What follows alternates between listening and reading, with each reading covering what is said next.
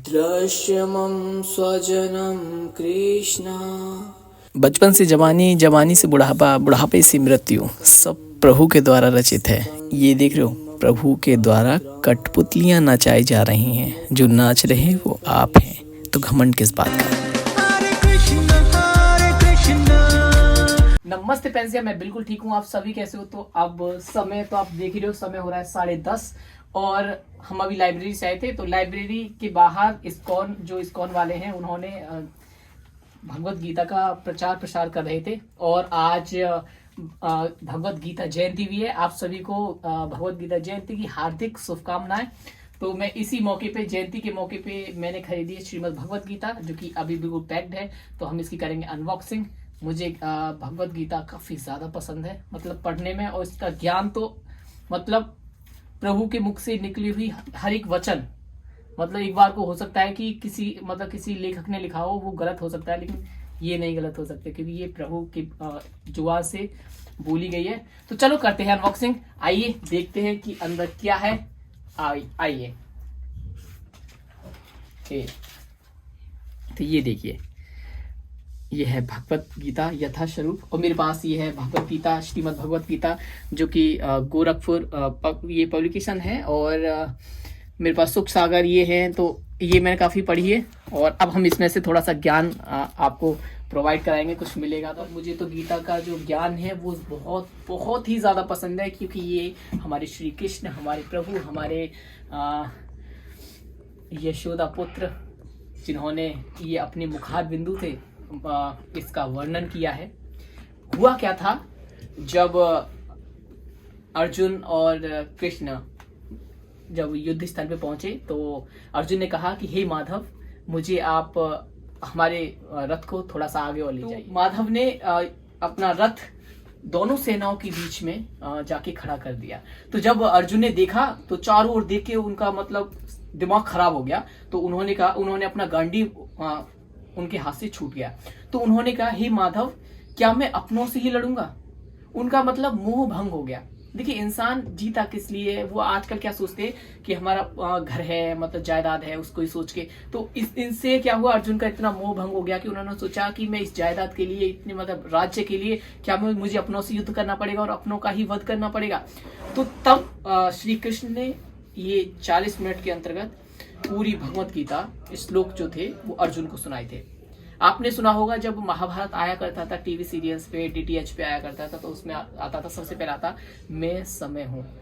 तो इसका समय ने इनका वर्णन किया है।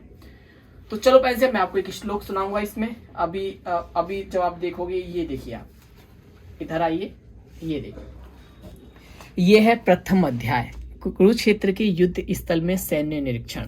बैंसिया, ये हैं श्रीमद् ऐसी भक्त वेदांत स्वामी प्रभुपाद। ये इस्कॉन के संस्थापक भी हैं। आगे हम बात करें तो यहाँ पे आप देखेंगे कि ये इसमें प्रभु हैं। इसमें लिखा है, इस कलयुग में जो लोग पर्याप्त बुद्धि के हैं, वे भगवान के उन पार्षदों सहित संकीर्तन यज्ञ पूजा करते हैं। आगे हम करें तो आगे बढ़ते हैं। आगे आप देखेंगे कि धृतराष्ट्र के सामने बैठे हैं संजय, वाच मतलब बता रहे हैं। ये आप देखोगे तो इंसान का जीवन है कि इंसान कैसे बचपन से बुढ़ापे और बुढ़ापे से मृत्यु तक। अगर आप यहाँ देखोगे तो यहाँ आप देख रहे हैं कि कृष्ण के द्वारा मानव का जो जीवन चल रहा है, हम लोग सोचते हैं कि हम अपने हिसाब से चल रहे हैं, लेकिन ये प्रभु के द्वारा रचित गाथा है, कथा है, कहानी है, जिसे आप खेल रहे हैं। इसमें क्या लिखा है, संसार के सारे भौतिक कार्यकलाप प्रकृति के 3 गुणों के अधीन संपन्न होते हैं। यद्यपि प्रकृति के 3 गुण परमेश्वर कृष्ण द्वारा उद्भूत हैं, फिर भी भगवान कृष्ण उनके अधीन नहीं होते। अगर आगे बात करते हैं, यहाँ देखिए, यहाँ पे प्रभु बता रहे हैं, ये देखिए, योग में सिद्ध योगी अपने शरीर को त्यागने के स्थान पर समय की व्यवस्था कर रहे हैं। अन्य मनुष्य का इस पर कोई वश नहीं होता। आगे ये देखिए, प्रभु का विशाल रूप, विराट रूप। यहाँ पे क्या लिखा है, यहाँ पे क्या है लिखा है, विश्व रूप दर्शन पर स्तब्ध हुए अर्जुन ने कहा, हे विश्वेश्वर, मैं आपके शरीर में अनेकानेक हाथ, पेट, मुख, आंखें देख रहा हूँ, जो सर्वत्र फैले हुए हैं और जिनका अंत नहीं है। आप में न अंत दिखता है न मध्य है। इन्होंने ही ये खेल खेला है, यही इन्होंने स्वयं कहा है कि मैं ही प्रभु हूँ, लेकिन लोग इतना विश्वास जल्दी कर नहीं पाते हैं क्योंकि उन्होंने अपनी आंखों से देखे नहीं। तो चलो पहले से मैं आपको एक अभी श्लोक की दोहा सुनाऊंगा, उसका अर्थ भी आपको बता। दृश्यमं स्वजनं कृष्ण युयुत्सु समुपस्थितं सीदन्ति मम गात्राणि मुखं च परिशुष्यति।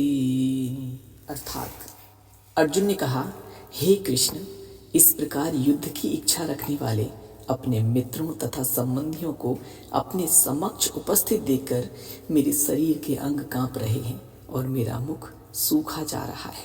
तात्पर्य, यथार्थ भक्ति से युक्त मनुष्य में वे सारे सद्गुण रहते हैं जो सत्पुरुषों या देवताओं में पाए जाते हैं, जबकि अभक्ति अपनी शिक्षा तथा संस्कृति के द्वारा भौतिक योग्यताओं में चाहे कितना भी उन्नत क्यों न हो, इन ईश्वरीय गुणों से विहीन होता है। अतः स्वजनों, मित्रों तथा संबंधियों को युद्ध भूमि में देखकर ही अर्जुन उन सबों के लिए करुणा से अभिभूत हो गया, जिन्होंने परस्पर युद्ध करने का निश्चय किया था। जहाँ तक उसके अपने सैनिक का संबंध था, वह उनके प्रति प्रारंभ से ही दयालु था, किंतु विपक्षी दल के सैनिकों की आसन्न मृत्यु को देखकर वह उन पर भी दया का अनुभव कर रहा था। और जब वह इस प्रकार सोच रहा था तो उसके अंगों में कंपन तथा मुख सूख गया। उन सबको युद्धाभिमुख देखकर उसे आश्चर्य भी हुआ। प्राय सारा कुटुंब अर्जुन के सगे संबंधी उससे युद्ध करने आए थे। यद्यपि उसका उल्लेख नहीं है, किंतु तो भी सहज अनुमान लगाया जा सकता है कि न केवल उसके अंग कांप रहे थे और मुख भी सूख रहा था, अपितु वह दयावश रुदन भी कर रहा था। अर्जुन ने ऐसे लक्षण किसी दुर्लभता के कारण नहीं, अपितु हृदय की कोमलता के कारण थे, जो भगवान के शुद्ध भक्त के लक्षण हैं। थैंक यू पैसिया, गुड नाइट, बाय।